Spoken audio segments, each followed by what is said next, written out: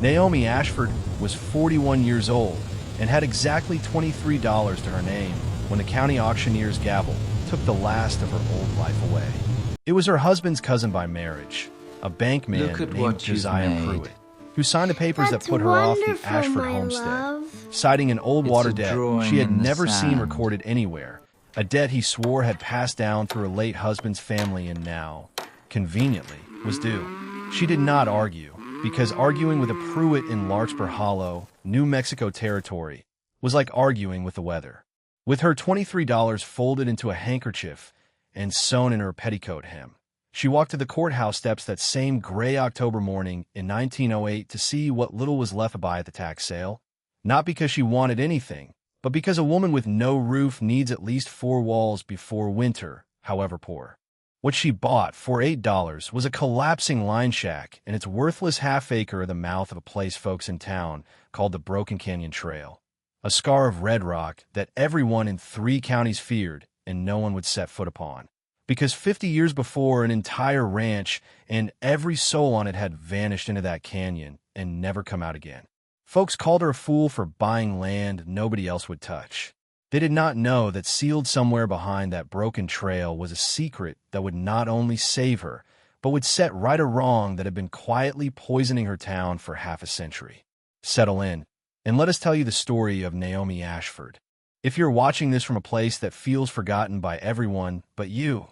tell us in the comments. We would love to know you are there. Naomi had not always been a woman with nothing but a handkerchief of coins. She had been raised the daughter of a stonemason and a midwife in the town of Sabinal, further south along the river, in a house that always smelled of lime dust and dried sage. And from her mother, she had learned 2 things that never left her: how to listen to a person's silence as carefully as their words, and how to coax life out of soil that other people had already given up on. Her mother used to say that every plot of earth, however poor it looked, was holding something back from you, waiting to see if you deserved it, and that the deserving were the ones patient enough to keep digging past the first disappointment. Naomi had believed her, the way children believe the people who raised them, and had carried that belief the way other women carry a locket. When she married Thomas Ashford at 22, a quiet cattleman with kind eyes and a habit of humming old hymns while he worked, she brought that belief with her into a marriage that was, by every account of the neighbors, a happy one, built on modest acreage near Larkspur Hollow that Thomas's father had scraped together from nothing. They had no children who lived past infancy, a grief Naomi carried privately and rarely spoke of, but they had each other, and they had the land, and for 19 years that had been more than enough. Thomas taught her to read brands and doctor a limping horse and set a fence post, so it would outlast a man's lifetime. And she taught him patience with a vegetable rose he always wanted to plant too early, and between the 2 of them they built something modest but real. When the drought years came, as they always eventually came to that high dry country, Thomas would say that hardship was just the land asking whether you meant to stay, and every year they stayed was an answer. Naomi held on to that phrase the way some women hold on to Scripture. She believed, with the same simple stubbornness her mother had taught her, that value did not announce itself, that it hid inside things and people that had been overlooked, undervalued, or written off, and that the patient hand was the one that found it. It was a belief that would have sounded like foolishness to most of Larkspur Hollow by the time this story properly begins, but it was the only inheritance she had left by then, because everything else, the land, the cattle, even Thomas himself, dead 3 winters past of a lung fever that came on hard in a wet spring, had already been taken from her, piece by piece, the way a river takes a bank, so slowly you almost don't notice until the whole field has slid into the current. The fall, when it finally came all the way down, came fast even though it had been building for years. After Thomas died, Naomi kept the ranch running herself, hiring on help when she could afford it and doing without when she could not. And for 2 years she managed well enough that even the men in town who doubted a widow could run cattle grudgingly admitted she had steady hand. It was the drought of 1907 that broke her, the driest anyone in the territory could remember, and it was during that drought that Josiah Pruitt, who held the mortgage on half the ranches in the valley through his bank and controlled, through an irrigation company his family had quietly built up over decades, Most of the water rights that kept those ranches alive came calling with papers. He told her, not unkindly on the surface, but with a coldness underneath that she recognized immediately as the coldness of a man executing a plan rather than reacting to circumstance, that an old debt attached to the Ashford water allotment. A debt, he said, dated back to Thomas's father's day. One she had never once seen mentioned in any paper Thomas had shown her, was now due in full, and that without immediate payment the bank would be forced to foreclose. Naomi asked to see the original note. Pruitt said it had been misplaced in a fire at the old land office years before, a fire Naomi vaguely remembered, and that the bank's ledger copy was all that remained, and that ledger copy said what it said. She had no money to fight him in court, no lawyer in 3 days' ride who would take her case against the man who controlled the only bank for 50 miles, and no neighbors willing to speak against Pruitt publicly, though several pressed her hand in private and would not meet her eyes when they did it. Within a month, the ranch was sold at a bank auction to cover the supposed debt, purchased, as it happened, by a cattle concern that everyone in town quietly understood to be another Pruitt holding under a different name. Naomi was given 11 days to vacate a house she had lived in for 19 years. She packed what she could carry, sold what she could not, and by the time she stood on the courthouse steps that October morning with her handkerchief of coins, she had already learned the particular arithmetic of losing everything. How quickly a life can be reduced to a number, and how that number is never as large as the life had been. The tax auction that day was a sorry, sparse affair, mostly delinquent town lots, and a few worthless mining claims nobody wanted, and Naomi had gone more out of habit than hope. The same way a person checks an empty cupboard twice, expecting the second look to reveal something the first one missed. It was the auctioneer's clerk, a soft-spoken young man named Elias Warner, who mentioned almost apologetically that there was one more parcel on the list, added late, that he doubted anyone would bid on. The old line shack and half-acre at the mouth of what everybody called the Broken Canyon Trail, forfeited decades ago for unpaid taxes and never claimed since because the land bordered ground that the whole county considered cursed. 50 years earlier, in 1858, the Callaway Ranch had stood at the head of that canyon, a prosperous spread run by a proud, private rancher named Ezra Callaway who had, by every old account, been one of the first men to bring good cattle and real orchards into that stretch of the territory. Then one spring, after weeks of unusual rain, the whole ranch, the house, the barns, the family, the hired hands, some 14 souls in all, simply stopped appearing in town. When a search party finally rode up the canyon weeks later, they found the trail itself broken clean through by what looked like an old rock slide, an impassable wall of shattered stone sealing the upper canyon like a door slammed shut, and beyond it, nothing anyone could reach. No bodies were ever found. No survivors ever walked out. The story calcified over 50 years into the kind of dark legend small towns keep instead of history. A tale told to children to keep them off the trail, and nobody in 5 decades had wanted the worthless half-acre of scrub at its entrance badly enough to pay even the smallest debt against it. Naomi bid $8. The whole room went quiet with something between pity and unease, and the gavel came down. She told herself, walking out with the deed folded into her handkerchief alongside her remaining $15, that she had not bought a haunted trail. She had bought 4 walls and a roof, however broken, and a woman with nothing does not have the luxury of being afraid of rumors. The line shack, when she finally walked the 2 days out to it with a borrowed mule and what little she owned lashed to its back, was worse than she had braced for and somehow,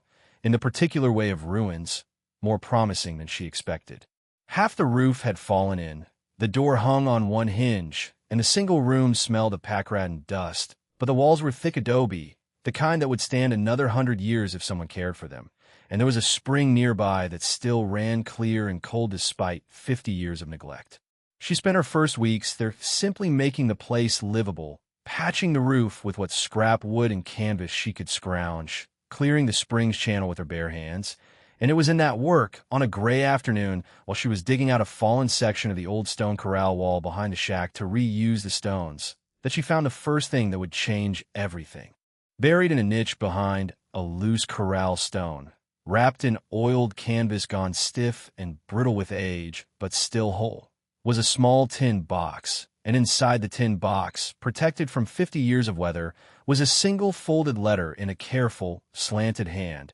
addressed simply to whoever finds this and has the patience to read it. Naomi sat down right there on the cold ground with the letter in her lap and did not move until she had read it 3 times. The letter was signed by Ezra Calloway himself, dated the spring of 1858, and it was not the ravings of a doomed man, but the careful account of someone who believed, even as disaster closed in around him, that the truth deserved to outlast him. He wrote that the rains that spring had loosened something in the high canyon walls that no one in the valley below understood, and that he feared the whole upper trail might give way and seal his family off from the town, a fear that within days proved correct. But he also wrote, in a tone that carried more bitterness than fear, about the true reason he had never once, in all his years ranching that canyon, trusted the town below to treat his family fairly. He named a man, Cyrus Pruitt, founder of the valley's first bank and irrigation concern, who had years earlier convinced Calloway to sign over a share of his water rights in exchange for capital to expand his herd,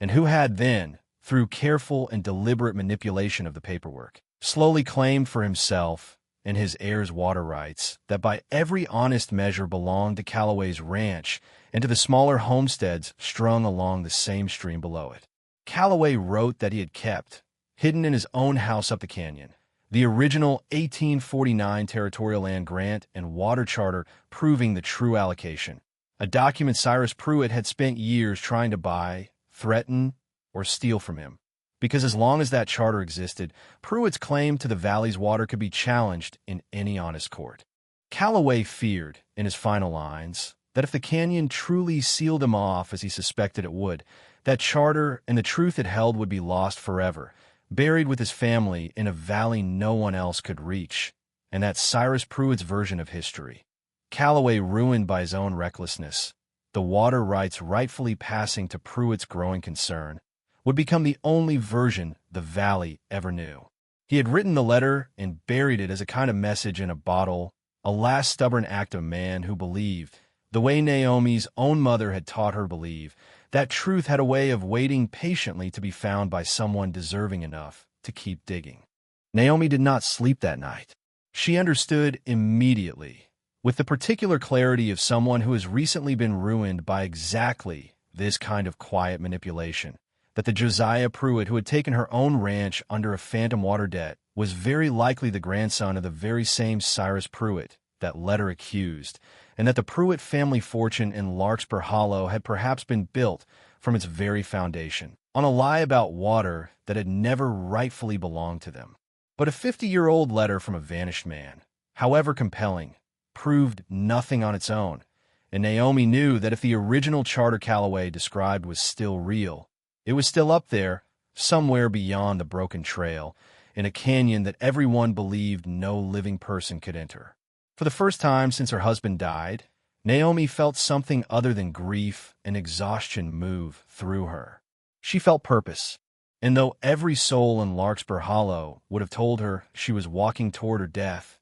she began, the very next morning, to study the wall of broken stone that sealed the upper canyon, looking not for a way through it, but for a way around it, the way her mother had taught her that the ground always holds something back for the patient hand. It took her the better part of 3 weeks, working alone with a hand axe and a coil of old rope and a stubbornness she had not known she still possessed, to find what generations of frightened townsfolk had never bothered to look for: a narrow game trail climbing the eastern shoulder of the canyon, worn by 50 years of deer and bighorn rather than men, that skirted above the rock slide entirely and dropped back down into the canyon on its far side. What she found when she finally climbed down into the upper valley, on a cold, clear morning with frost still silvering the grass, was not the graveyard the town's legend had promised, but something stranger and sadder and, in its own way, more remarkable. The Calloway ranch house still stood, roof long since caved under decades of snow, but its thick adobe walls squared and solid, and around it the ruins of barns and a small orchard gone wild, but still, astonishingly, bearing fruit, Apple trees 50 years untended that had simply kept growing in their sealed, forgotten valley, fed by the same clear spring that watered Naomi's own shack below. In a root cellar dug into the hillside behind the house, protected from decades of weather by 3 feet of packed earth, she found the remains of what had clearly been the family's final, desperate winter: tools, a rusted stove, and, wrapped with the same careful oiled canvas as the letter, a small strongbox that took her the better part of an hour to force open with a rock in her axe handle. Inside was the territorial charter itself, its ink faded but legible, granting the original water allocation to the Callaway Ranch and the string of homesteads below it, signed and sealed by a territorial land commissioner in 1849, 9 years before the canyon sealed. Beside the charter was a second, shorter document in the same careful hand as Ezra's letter, a kind of last testament, explaining that after the rockslide trapped them, the family had survived nearly 2 full winters in the valley on stored grain and what the orchard and a small remaining herd could provide, before a hard winter fever took most of the household. The same fever, Naomi realized with a slow chill, that must have eventually taken Ezra Callaway himself, since his hand grew visibly weaker across the final pages. But the last entry, dated well over a year after the slide, in a different, younger hand, said simply that a boy named Micah, 12 years old, had been sent up the game trail with what supplies could be spared, in hopes he might find help in the valley below before the last of the family succumbed. Naomi sat with that final page a long while, understanding that somewhere, if he had lived, an old man who had once been that boy might still be alive, carrying inside him the last living memory of what had truly happened in that canyon. It did not take her long, once she returned to Larkspur Hollow with the charter carefully wrapped and hidden beneath her clothing, to understand that possessing the truth and being able to use it were 2 very different things. Josiah Pruitt, when word inevitably reached him, as word always does in a small town, carried by a talkative land office clerk who had noticed Naomi filing an odd inquiry about old water grants, did not wait to see what she intended to do with whatever she had found. He came to her line shack himself, 3 days later, with 2 of his hired men standing back by their horses in a way that was meant to be noticed, and told her, in the same coldly reasonable voice he had used to take her ranch, that whatever old paper she believed she had found meant nothing without a court willing to hear it, and that in Larkspur Hollow, the only court that mattered was the one his family had funded the courthouse to build. He reminded her, without quite threatening her outright, that a woman alone, living on cursed ground, with no money and no standing in town, would find it very difficult to convince anyone of anything, and that it would be far easier and far safer for her to sell whatever she had found to him quietly and take the money to start a new life somewhere else, somewhere far from Larkspur Hollow. Naomi, standing in the doorway of her half-repaired shack with the charter hidden in the wall behind her, told him she would think on it, and watched him ride away certain, as men like Pruitt always are, that a woman with nothing would eventually choose the safety of money over the risk of truth. What he did not know was that Naomi had already spent 3 sleepless nights writing out, in her own careful hand, a full account of everything the charter proved, and had already sent that account, along with a copy of the water grant itself, by the one man in town she trusted not to be beholden to Pruitt,